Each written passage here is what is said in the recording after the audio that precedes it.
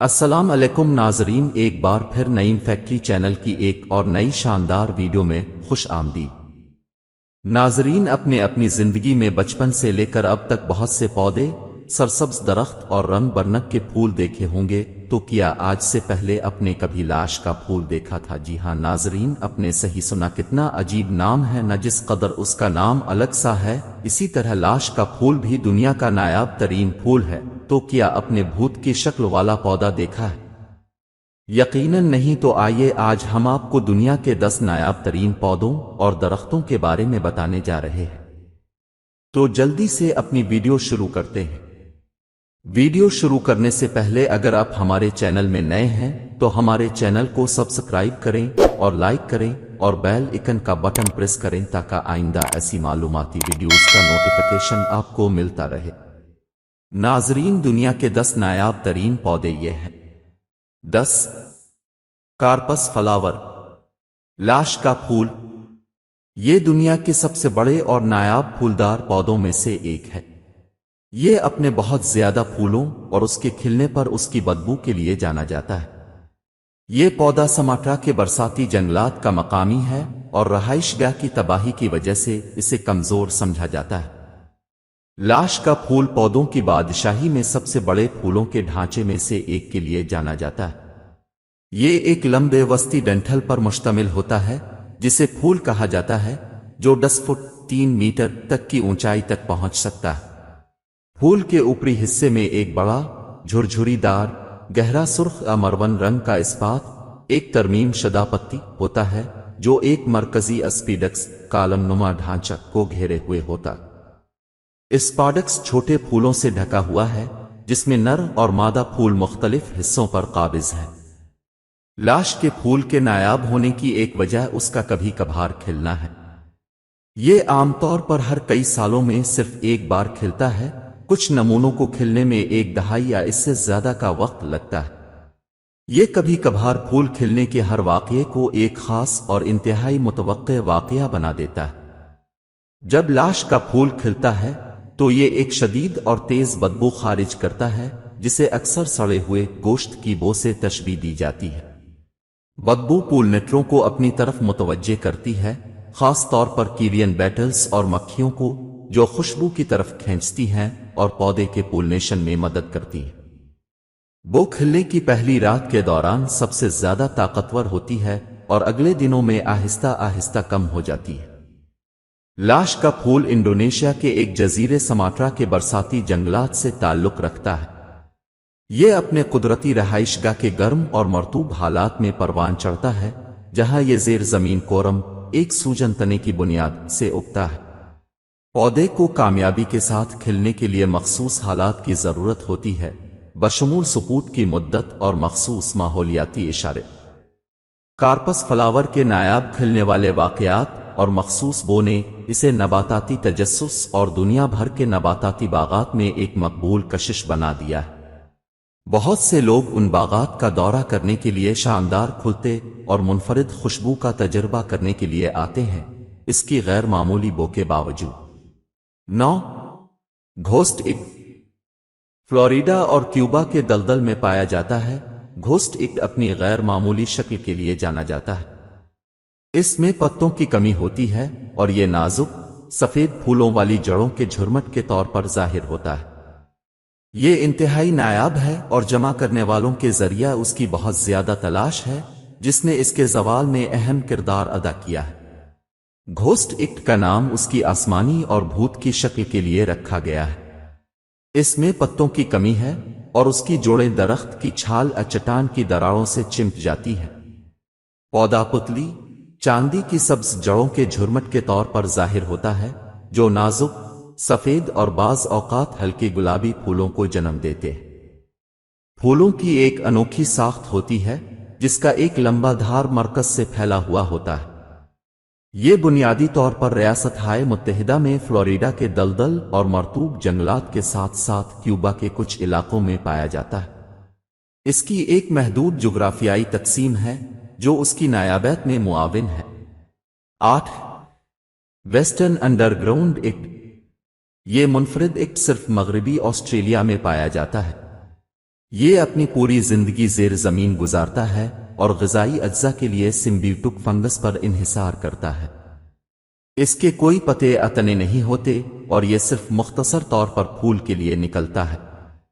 इसकी मुज़क्का खेज़ नौइयत और महदूद तकसीम की वजह से इसे इंतहाई खतरे से दो चार समझा जाता है।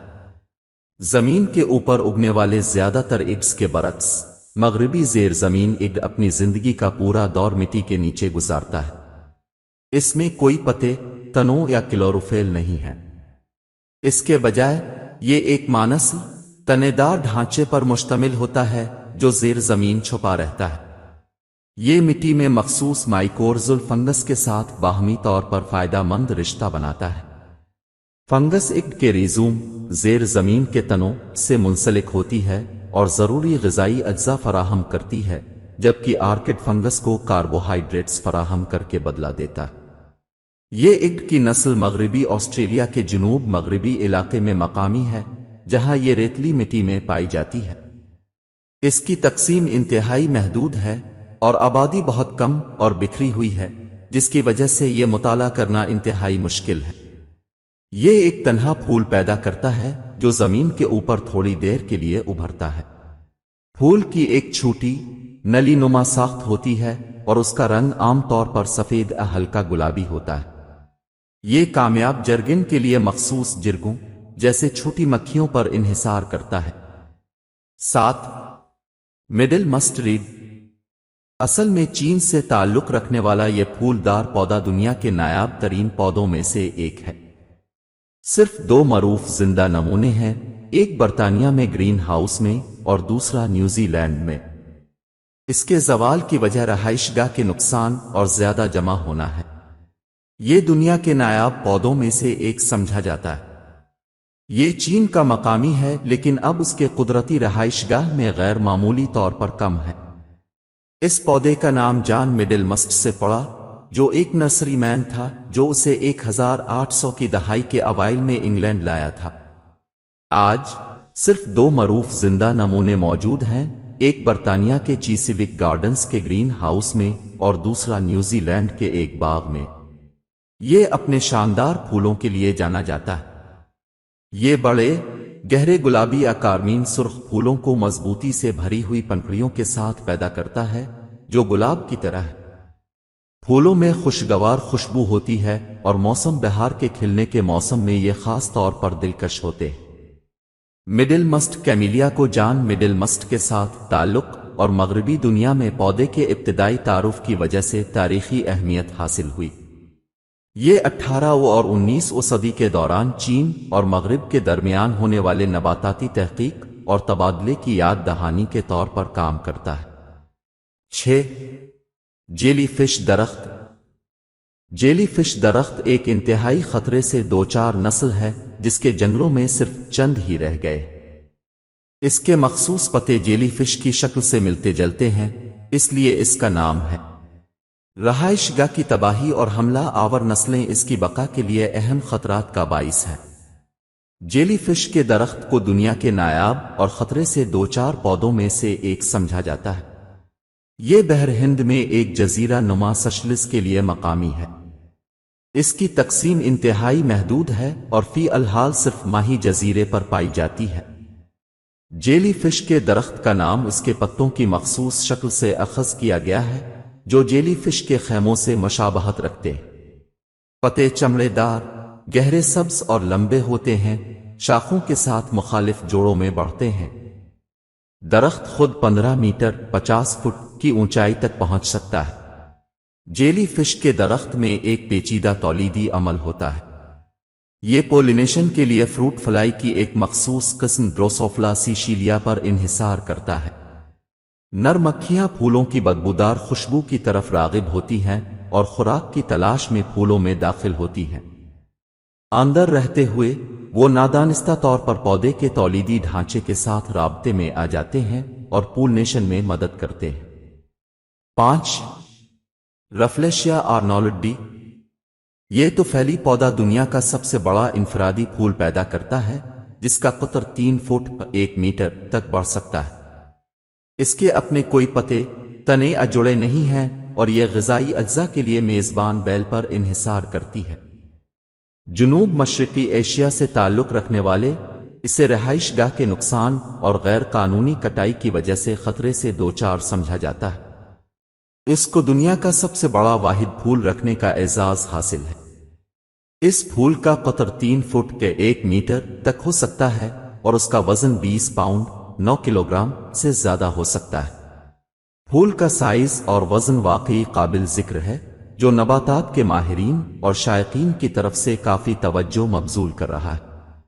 ये पौधा अपने ग़िज़ाई अज्जा और पानी मेज़बान पौधे से हासिल करता है, जिसे ये धागे की तरह की साख्त के जरिए घुसकर जज्ब करता है, जिसे हास्टोरिया कहते हैं।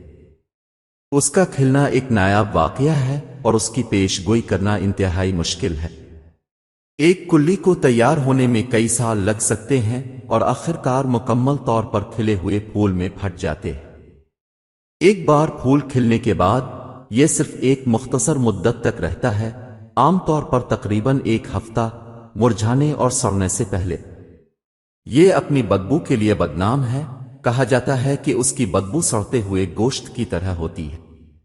ये बदबू मुर्दार मक्खियों को अपनी तरफ मुतवज्जे करने के लिए बहुत अहम है, जो जिरगों का काम करती है। मक्खियां खुशबू की तरफ रागिब होती हैं, गलती से ये सोचती हैं कि फूल गलने वाला जानवर है और इस अमल में जिर्ग नर से मादा फूलों में मुंतकिल हो जाता है। ये जनूब मशरक़ी एशिया के बरसाती जंगलात में पाए जाते हैं, खास तौर पर इंडोनेशिया, मलाइशिया और फिलिपाइन में। ये मखसूस मेज़बान पौधों के साथ गर्म और मरतूब माहौल में परवान चढ़ता है, जिस पर यह परजीवी बनाता है। 4. टीविया रीमिंडी एंडीज की मलिका के नाम से भी जाना जाता है। ये पेरू और बोलिविया के एंडेन पहाड़ों में रहने वाला एक बड़ा ब्रोमीलिड है। इसमें किसी भी ब्रोमीलिड का सबसे बड़ा फूल होता है और उसकी ऊंचाई 30 फुट 9 मीटर तक पहुंच सकती है। इसकी तरक्की की शरह सुस्त है और यह अपनी जिंदगी में सिर्फ एक बार खिलता है, जिसमें 80 साल तक का वक्त लग सकता है। रहाइशगाह की तबाही और आबो हुआ की तब्दीली ने इसकी बका को खतरे में डाल दिया है, जिससे ये एक कमजोर नस्ल बन गई है। ये किसी भी ब्रोमीलिड प्रजातियों के सबसे बड़े फूल की साख रखने के लिए मशहूर है। फूल 30 फुट 9 मीटर तक की हैरत अंगेज ऊंचाई तक पहुंच सकता है और मरकजी अस्पाका पर तरतीब दिए गए मुतअद्दिद छोटे फूलों पर मुश्तमिल होता है। इनफरादी फूल हल्के सब्ज या पीले रंग के होते हैं। एंडीज की मलिका की शरह नमू इंतहाई सुस्त है। इसे पुख्तगी तक पहुंचने और अपने पहले फूलों की डंठल पैदा करने में कई दहाइयां लगती है। दरहकीकत पौधे को खिलने में 80 साल लग सकते हैं। ताहम जब ये फूल करता है, ये एक काबिल जिक्र तमाशा है। टीविया रीमिंडी पेरू और बोलिविया में एंडेन पहाड़ों के ऊंचाई वाले इलाकों का है, खास तौर पर सतह समंदर से 9,800 और 15,700 फुट 3,000 से 4,800 मीटर के दरमियान। उसने कम दर्जा हरारत और तेज सूरज की रोशनी समेत सख्त अल्पाइन हालात में जिंदा रहने के लिए ढाल लिया है। पौधा जर्गिन के लिए हमिंग बर्ड की एक मखसूस नौ पर इन्हिसार करता है। फूल बड़ी मिकदार में अमृत पैदा करते हैं, जो परिंदों को अपनी तरफ मुतवज्जे करते हैं, जो मीठे माए पर खाना खाते हैं। इसके बीजों में प्रों की तरह की मखसूस साख्त होती है, जो हवा के जरिए उनके मुंतशिर होने में मदद करती है। 3. बाओबाब दरख्त। बाओबाब अफ्रीका, मडगास्कर और ऑस्ट्रेलिया में पाए जाने वाले मशहूर दरख्त हैं। उनके मखसूस सूजे हुए तने होते हैं और ये हजारों साल तक जिंदा रह सकते हैं। ग्रेडरस बाओबाब और मडगास्कर बाओबाब नायाब नस्लों में से है। जंगलात की कटाई, रहाइशगाहों के टुकड़े होने और मौसमियाती तब्दीलियों की वजह से उनकी आबादी में कमी आई है। उनकी मुनफरिद शक्ल की तरफ से खुसूसियात हैं, मोटी बोतल के साइज के तनों और वीरुल शाखों के साथ जो आसमान तक पहुंचने वाली जड़ों से मिलते जलते हैं। वो मुतासिर कुन साइज में बढ़ सकते हैं। तने का कुतर 30 फुट 9 मीटर तक और ऊंचाई 80 फुट 24 मीटर से ज्यादा है।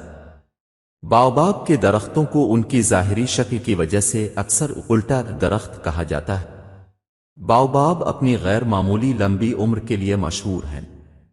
کچھ درختوں کے ہزاروں سال زندہ رہنے کا تخمینہ لگایا گیا ہے۔ سب سے قدیم ریکارڈ شدہ باوباب کی عمر اندازنہ 6000 سال۔ ان کی لمبی عمر برسات کے موسم میں اپنے تنے میں پانی کی بڑی مقدار کو ذخیرہ کرنے کی ان کی صلاحیت سے منسوب ہے، جو انہیں خشک سالی کے طویل عرصے تک زندہ رہنے میں مدد دیتی۔ باوباب افریقہ کے مختلف علاقوں سے تعلق رکھتے ہیں، بشمول مڈغاسکر، مین لینڈ افریقہ اور آسٹریلیا۔ وہ خشک اور نیم خشک ماحول میں اچھی طرح ڈھل جاتے ہیں، گرم اور خشک آب و ہوا میں پھلتے پھولتے ہیں۔ یہ اکثر سوانا، خشک جنگلات اور جھاڑیوں میں پائے جاتے ہیں۔ باوباب اپنے ماحولیاتی نظام میں اہم کردار ادا کرتے ہیں۔ درخت پرندوں، چمگادڑوں، کیڑے مکوڑوں اور ستنداروں سمیت متعدد جانوروں کی انواع کو خوراک، پانی اور پناہ گاہ فراہم کرتے ہیں۔ وہ مقامی کمیونٹیز کے لیے اہم اجتماعی مقامات کے طور پر بھی کام کرتے ہیں، نشانیوں کے طور پر کام کرتے ہیں اور یہاں تک کہ ثقافتی اہمیت رکھتے ہیں۔ باوباب کے انسانوں کے لیے متعدد عملی استعمال ہوتے ہیں۔ درختوں کی چھال، پتے، پھل اور بیج روایتی دواؤں کی خصوصیات رکھتے ہیں اور مختلف علاج میں استعمال ہوتے ہیں۔ باوباب پھل غذائیت سے بھرپور ہوتے ہیں اور اپنی غذائیت کی وجہ سے مقبولیت حاصل کرتے ہیں، خاص طور پر وٹامن سی کے ذریعہ۔ 2. ویلویچیا میرابیلیس نمیبیا اور انگولا کے صحرائے نمیب میں مقامی ہیں۔ یہ ایک منفرد اور قدیم پودا ہے۔ یہ صرف 2 پتوں پر مشتمل ہے جو اپنی عمر بھر میں مسلسل بڑھتے رہتے ہیں، جو کئی صدیوں تک بڑھ سکتے ہیں۔ اسے ایک زندہ فوسل سمجھا جاتا ہے اور اس نے انتہائی صحرائی حالات میں زندہ رہنے کے لیے ڈھال لیا ہے۔ اس کی محدود تقسیم اور انسانی خلفشار اور موسمیاتی تبدیلیوں کے خطرے نے اسے ایک نایاب نسل بنا دیا ہے۔ اس کو اس کی غیر معمولی اور قدیم شکل کی وجہ سے اکثر زندہ فوسل کہا جاتا ہے۔ یہ صرف 2 پتوں پر مشتمل ہوتا ہے جو زمینی سطح پر ایک چھوٹے، لکڑی کے تنے سے مسلسل اگتے ہیں۔ پتے چوڑے، چپٹے اور پٹے کی طرح ہوتے ہیں اور وقت گزرنے کے ساتھ وہ خشک اور بھڑک جاتے ہیں۔ یہ اپنی غیر معمولی لمبی عمر کے لیے جانا جاتا ہے۔ کچھ انفرادی پودوں کی عمر 2000 سال سے زیادہ بتائی جاتی ہے، جس کی وجہ سے وہ زمین پر سب سے زیادہ زندہ رہنے والے پودوں میں شامل ہے۔ اس کے پتوں کی مسلسل نشوونما اور بتدریج زوال اس کی عمر اور منفرد ظاہری شکل میں معاون ہے۔ یہ سخت صحرائی ماحول کے ساتھ بہت زیادہ موافق ہے۔ یہ انتہائی خشک حالات، کم بارش اور تیز ہواؤں والے علاقوں میں زندہ رہتے ہیں۔ پلانٹ میں گہرا ٹیپ روٹ سسٹم ہے جو اسے زیر زمین گہرے پانی کے ذرائع تک رسائی کی اجازت دیتا ہے۔ یہ ڈاؤسس ہے، یعنی انفرادی پودے یا تو نر ہیں یا مادہ۔ پودے پنروتپادن کے لیے پھولوں کی بجائے شنک پیدا کرتے ہیں۔ نر شنک لمبے ہوتے ہیں اور جلد پیدا کرتے ہیں، جبکہ مادہ شنک چھوٹے ہوتے ہیں اور بیج پیدا کرتے ہیں۔ پودا جرگن کے لیے ہوا پر انحصار کرتا ہے۔ یہ صرف نمیب صحرا میں نمیبیا اور انگولا کے ساحل کے ساتھ پایا جاتا ہے۔ یہ خاص طور پر بجری کے میدانوں اور ریتلی صحرائی ماحول میں اگنے کے لیے موزوں ہے۔ پلانٹ کی تقسیم نمیب نوکلفٹ نیشنل پارک کے نسبتاً چھوٹے علاقے تک محدود ہے۔ 1. چیلین وائن پام۔ یہ ایک قابل ذکر اور مخصوص کھجور کے درخت کی نسل ہے جو وسطی چیلی سے تعلق رکھتی ہے۔ یہ اپنے مضبوط تنے کے لیے مشہور ہے جو 6 فٹ پر 1.8 میٹر تک کے متاثر کن قطر تک پہنچتا ہے، جو اسے پودوں کی بادشاہی میں سب سے گھنے درختوں میں سے ایک بناتا ہے۔ اس کی عمر غیر معمولی طور پر لمبی ہوتی ہے اور یہ کئی صدیوں تک زندہ رہنے کے لیے جانا جاتا ہے۔ کچھ درختوں کی عمر 1000 سال سے زیادہ ہونے کا تخمینہ لگایا گیا ہے، جو انہیں کھجور کے درختوں کی طویل ترین نسلوں میں سے ایک بناتا ہے۔ اس کا نام وائن پام درخت کے ذریعہ تیار کردہ رس سے آتا ہے۔ رس، جسے کھجور کا شہد بھی کہا جاتا ہے، تنے سے نکالا جاتا ہے اور اسے الکحل مشروبات بنانے کے لیے خمیر کیا جا سکتا ہے۔ ماضی میں مقامی لوگوں اور ابتدائی آباد کاروں کے ذریعہ اس رس کو کھانے پینے کے ایک ذریعہ کے طور پر استعمال کیا جاتا تھا۔ یہ کھجور کے درخت لوگوں کے لیے ثقافتی اہمیت رکھتے ہیں اور اسے قومی درخت سمجھا جاتا ہے۔ یہ پرندوں اور ستنداروہے سمیت مختلف جانوروں کے لیے ضروری رہائش اور خوراک کے وسائل بھی فراہم کرتا ہے۔